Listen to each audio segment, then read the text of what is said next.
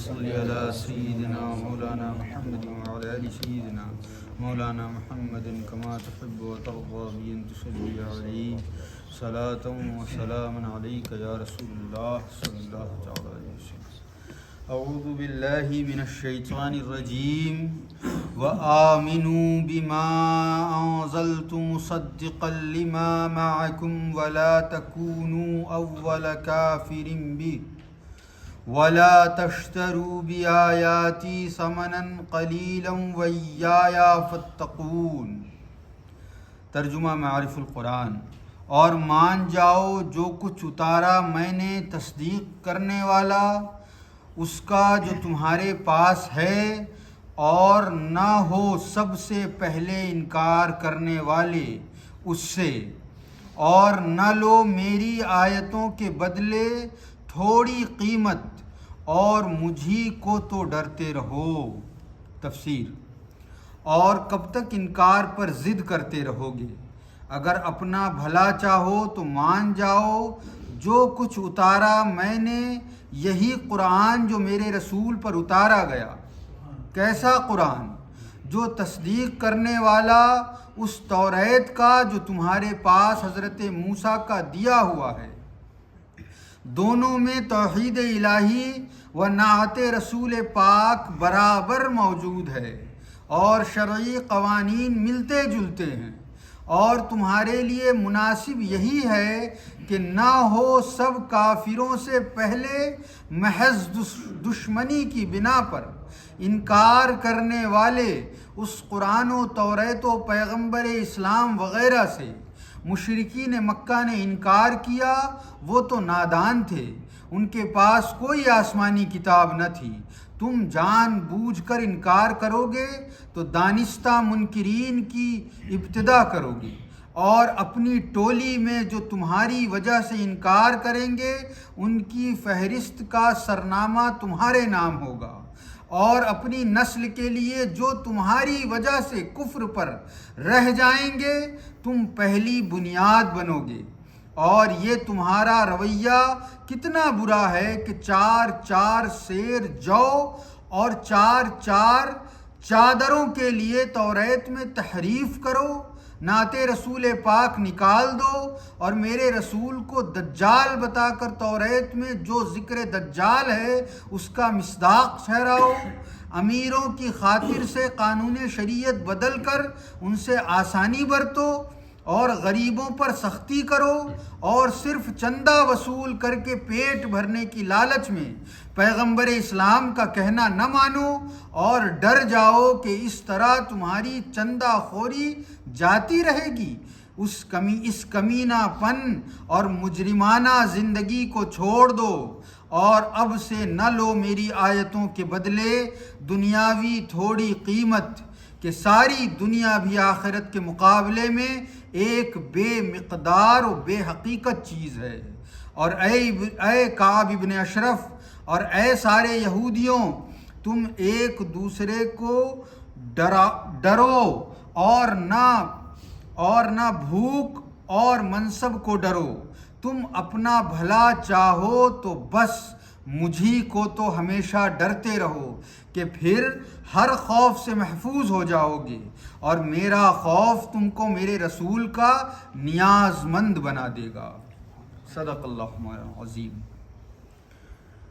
اللہ رب العزت نے پچھلے آیت کریمہ میں بنی اسرائیل سے یہ کہا کہ یاد کرو میری نعمتوں کو جو میں نے تم پر کیا، میرے وہ انعامات، میرے وہ احسانات،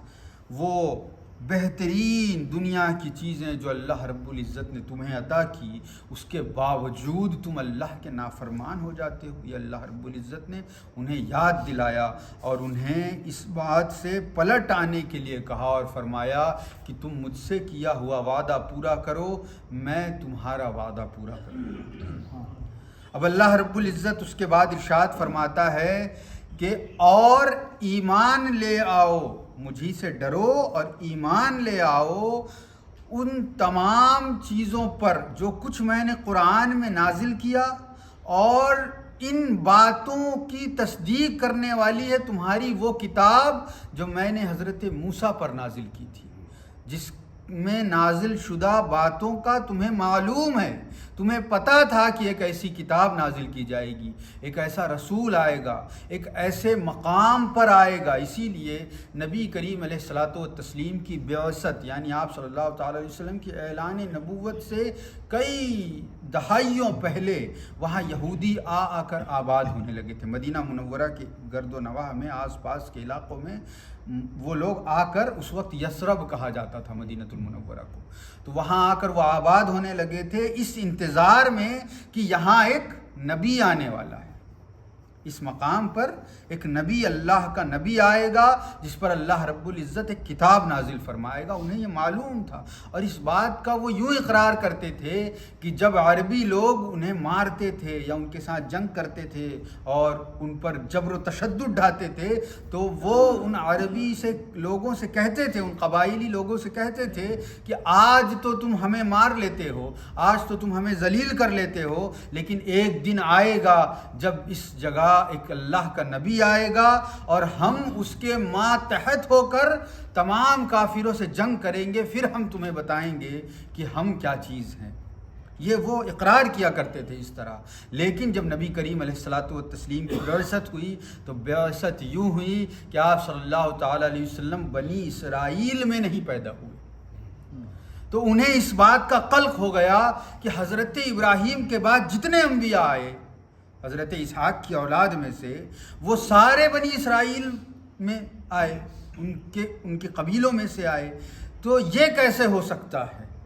تو انہیں یہ بات، ان کا ایگو ہرٹ ہو گیا، جیسے ہم کہتے ہیں آج کے دور میں، ان کا ایگو ہرٹ ہو گیا، اور اس ایگو، اس تکبر کی وجہ سے انہوں نے تمام حقانیت کو جانتے ہوئے، تمام حق باتوں کو جانتے ہوئے، توریت میں جو موجود تھا اس کا علم رکھتے ہوئے، اس کے باوجود انہوں نے نبی کریم علیہ الصلاۃ والتسلیم پر ایمان لانے سے انکار کر دیا۔ تو اللہ رب العزت اسی بات کی طرف اشارہ کرتے ہوئے فرما رہا ہے کہ وہ جو باتیں جو تمہیں پہلے سے معلوم تھی، جس کا تمہاری کتاب توریت جس کی تصدیق کرتی ہے، ان باتوں کا تم نے انکار کیا۔ تو اللہ رب العزت انہیں کہہ رہا ہے کہ نہ ہو جاؤ کافروں میں انکار کرنے والے سب سے پہلے،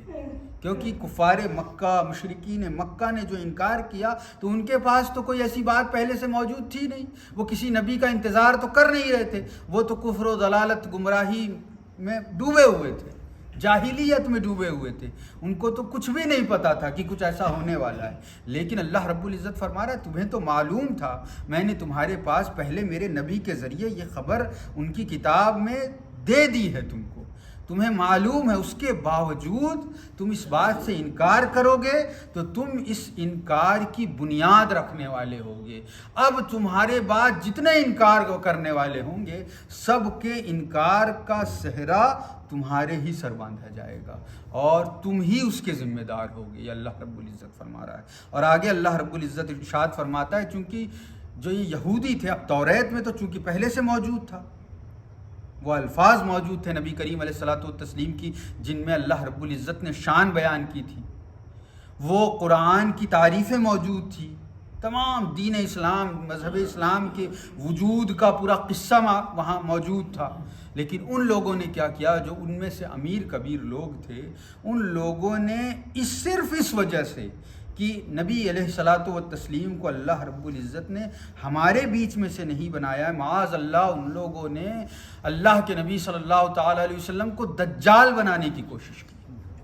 کیونکہ جس طرح قرآن مجید میں دجال کے بارے میں باتیں آئی ہیں، نبی کریم علیہ الصلاۃ والتسلیم نے جو کچھ ہمیں بتایا ہے، یہ یہودیوں کو توریت میں پہلے معلوم ہو چکا تھا، تو انہوں نے نبی کریم علیہ الصلاۃ والتسلیم کو صرف اپنی انا کی بنیاد پر، صرف اپنی نفس کی خواہش کو پورا کرنے کے لیے معاذ اللہ، اللہ کے حبیب صلی اللہ تعالیٰ علیہ وسلم کو دجال تک کہنے کی جرأت کی، اور توریت سے اس بات کو ثابت کرنے کی کوشش کی، جیسا کہ حضور محدث اعظم ہند تفسیر میں فرما رہے ہیں کہ چار جو کی چار سا اس وقت کلو نہیں چلتا تھا، کچھ اور وزن کے معاملات تھے، تو اس کے مطابق فرمانے کچھ جو اور کچھ چادروں کے بدلے تم نے اپنے اللہ، اپنے رب کی کتاب میں بدلاؤ کرنا شروع کر دیا، تو اللہ رب العزت فرماتا ہے وَلَا تَشْتَرُوا بِآيَاتِي ثَمَنًا قَلِيلًا. اللہ رب العزت ارشاد فرما رہا ہے کہ مت خریدو میری آیات کو تھوڑی سی قیمت کے بدلے. حضور محدث اعظم فرما رہے تم نے تو اتنی ذرا سی قیمت کے بدلے اپنا ایمان بیچ دیا، اپنے رب کی کتاب بیچ دی، اپنے نبی کا فرمان بیچ دیا، جیسا کہ آج بھی لوگ کر رہے ہیں. ذرا سے یہودی فنڈ کے لیے اپنا ایمان بیچ دے رہے ہیں، تعظیم رسول صلی اللہ تعالیٰ علیہ وسلم کے ساتھ کھلواڑ کر رہے ہیں. تو یہ کوئی نئی چیز نہیں ہے، یہ اللہ رب العزت نے قرآن میں بیان کر دی ہے. یہ نبی کریم علیہ الصلوۃ والتسلیم کے زمانے میں یہ ہو چکا ہے، اور یہ جو کچھ اب ہو رہا ہے یہ سب انہی کا سکھایا ہوا ہے. یہ سب انہی کی راہ پر چل رہے ہیں، انہی کے قدموں کے نشان کی اتباع کر رہے ہیں. تو اللہ رب العزت حضور محدث اعظم فرماتے ہیں تم نے تو اتنی سی قیمت کے بدلے اپنا ایمان بیچ دیا، حالانکہ حقیقت تو یہ ہے کہ اگر کوئی آخرت کے بدلے ساری دنیا کا مال بھی دے دے تو وہ بھی ہینچ ہے، اور آخرت اس کے مقابلے میں بھی زیادہ قدر کی چیز ہے. اور تم نے اس آخرت کا سودا اس دنیا کے ذرا سے مال کے بدلے میں کر لیا. اور اللہ رب العزت ارشاد فرماتا ہے اگر ہدایت چاہتے ہو، اگر سیدھی راہ پر چلنا چاہتے ہو، اگر میری رضا چاہتے ہو، وَإِيَّايَ فَاتَّقُونَ، اور مجھ سے ہی ڈرو، اپنے خاندان والوں سے نہیں، اپنے امیروں سے نہیں، اپنے بڑوں سے نہیں. اگر وہ غلط ہیں تو وہ غلط ہیں یہ کہنے کی طاقت رکھو. یہی ایمان ہمیں سکھاتا ہے، یہی ایمان ہمیں دعوت دیتا ہے. ایسا نہیں ہے کہ کوئی بڑا سیٹھ ہے، بڑے نذرانے دیتا ہے، بڑے چندے پیش کرتا ہے تو اس کے لیے مسئلہ الگ ہو جائے اور دین کا مسئلہ غریبوں کے لیے الگ ہو جائے. ایسا نہیں اللہ رب العزت ارشاد فرما رہا ہے، بلکہ دین سب کے لیے ایک جیسا ہے. اللہ رب العزت کے لیے ساری مخلوق ایک برابر ہے. تو تم بھی اللہ رب العزت سے ڈرو، اور اس نے جیسا اپنے فرمان کو نازل فرمایا ہے، چاہے وہ غریب ہو، امیر ہو، کبیر ہو، چندہ دینے والا ہو، نہ دینے والا ہو، لاغر ہو، کمزور ہو، مسکین ہو، سب کے ساتھ ایک ہی طرح پیش آؤ. اور اللہ رب العزت ارشاد فرماتا ہے مجھ سے ڈرتے رہو، تبھی یہ امید ہے کہ تم ہدایت کی راہ پر قائم اور دائم رہ پاؤ گے. اللہ رب العزت سے دعا ہے کہ اللہ رب العزت ہم سب کو اپنے آپ سے ڈرنے کی توفیق عطا فرمائے، اور اللہ رب العزت ہم سب کو صراط مستقیم پر چلائے. الفاتحہ. حضرت